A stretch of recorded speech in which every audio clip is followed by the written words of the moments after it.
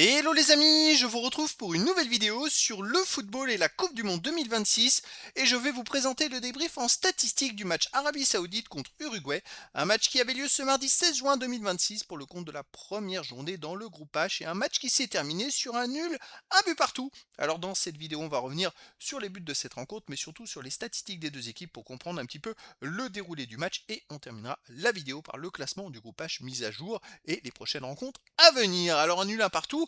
Est-ce que ça avantage l'une ou l'autre des deux équipes? J'en sais rien. En tout cas, on va voir les stats.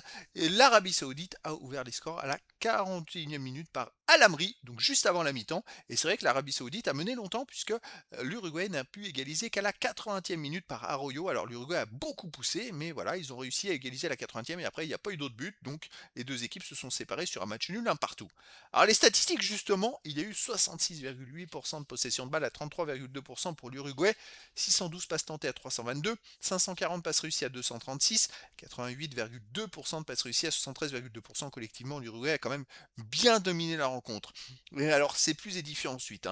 19 occasions à une pour l'Uruguay. Une occasion pour l'Arabie Saoudite, c'est très très très très faible. Les buts attendus, 1,72 à 0,66 pour l'Uruguay, qui a vraiment été largement supérieur à l'Arabie Saoudite. Ils n'ont pas eu de réussite du tout.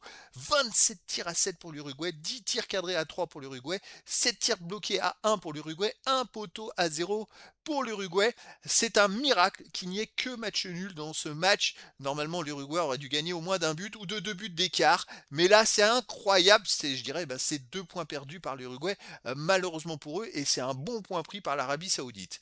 Les autres statistiques, il y a eu 6 hors-jeu à 0 pour l'Uruguay, 14 corners à 4 pour l'Uruguay, 47 centres à 6 pour l'Uruguay, 10 interceptions à 9 pour l'Uruguay. Ils ont fait plus d'interceptions en ayant eu 2 fois plus la balle. 11 tacles à 3, mais pour l'Arabie Saoudite, 42 duels gagnés à 40 pour l'Uruguay, 9 arrêts à 2 pour l'Arabie Saoudite, 11 fautes à 6 pour l'Arabie Saoudite, un jaune à 0 pour l'Arabie Saoudite, pas de rouge. Là aussi, beaucoup de statistiques en faveur de l'Uruguay qui a tout fait pour essayer de remporter la rencontre et malheureusement pour eux, ils n'ont pas eu de réussite, vraiment. Vraiment pas du tout. Alors, le classement, les amis, après cette première journée, on a les 4 équipes qui sont ex aequo, puisque dans l'autre match Espagne et Cap-Vert, il y a eu 0-0, c'était aussi une surprise. Je dirais que tout est possible dans ce groupe.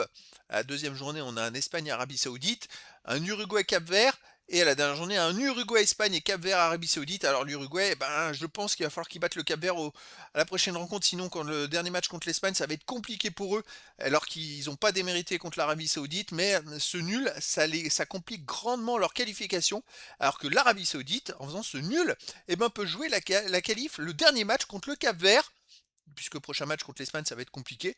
Donc voilà. Écoutez, voilà les amis, c'était le débrief en statistique du match Arabie Saoudite contre Uruguay. Un match qui s'est terminé sur un nul, un but partout. Voilà les amis, je vous dis à très bientôt pour une nouvelle vidéo.